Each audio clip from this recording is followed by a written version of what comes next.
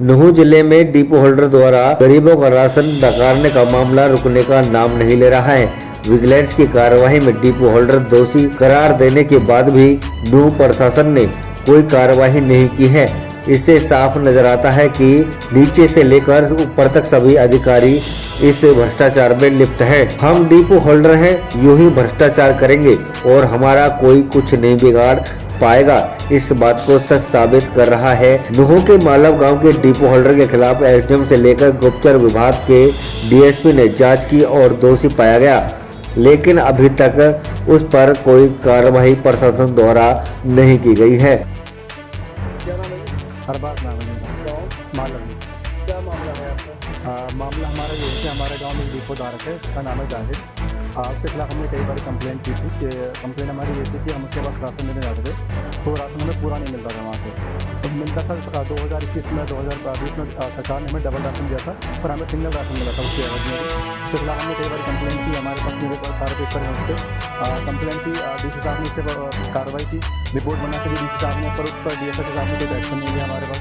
फिर से उस पर हमने फिर से उसकी अर्जी लगाई, फिर से उस पर कार्रवाई की, फिर भी उस पर कोई रिस्पॉन्स नहीं मिला हमें, जो हमें चाहिए था वो नहीं मिल पा रहा था हमें। फिर उसके बाद हमने फिर से उसमें लगाई फिर उसके खिलाफ अर्जी, तो विजिलेंस ने उस पर रिपोर्ट बना के दी। उसमें 450 क्विंटल का घोटाला किया था जिसमें बस निकला नहीं। रिपोर्ट के हिसाब से वो उसने भ्रष्ट किया था सरकारी लोगों के साथ मिलकर, जो इस महकमे में लोग बैठे हैं उनके साथ मिलकर किया था। हमने कोशिश की कई बार उसके साथ खिलाफ एक्शन लेने की, लेकिन उन लोगों ने ऊंचे लोगों से मिलकर कुछ पैसे देकर हमारी बात बार बार दबाने की हमारी आवाज़ दबाने की कोशिश की उन लोगों ने, और वो दबाने में सक्सेस भी रहे हमारी आवाज़ दबाने में। फिर से हमने ट्राई किया, अब लास्ट में चंडीगढ़ से उसका एक पेपर आया, हमने लिया वो, उसमें सरकार ने लिख के दिया था कि 15 दिन में सारी रिपोर्ट हमें चाहिए, उसके खिलाफ कार्रवाई चाहिए, और जो लोग इसमें मिले हैं सरकारी लोग उनके सबके खिलाफ कार्रवाई होनी चाहिए। पर रिपोर्ट क्या बनी, उस एक्शन नहीं हुआ उस पर। फिर से रिसेंटली फरवरी में आया था, फिर चंडीगढ़ से वापस एक लेटर, उसमें आया कि हमें तुरंत के तुरंत अभी हमने रिपोर्ट चाहिए वापस, और जो भी इसमें गुनाहगार है उसके खिलाफ सख्त से सख्त कार्रवाई हो। इवन जो डिपो होल्डर है, जो सरकारी लोग हैं, सबके खिलाफ कार्रवाई की जाए। पर उसमें यहाँ से रिपोर्ट जाती है वापस, उसमें कोई कार्रवाई नहीं हुई। हम चाहते हैं कि हमारे जो हमने इसमें अर्जी लगाई थी, लोग हमने ही नहीं, काफ़ी सारे लोगों ने लगाई, पर उन लोग थोड़े पावरफुल हो जाते हैं, पैसों के हिसाब से उन लोगों की आवाज़ दबा देते हैं। पर हम चाहते हैं कि उसके खिलाफ कार्रवाई हो।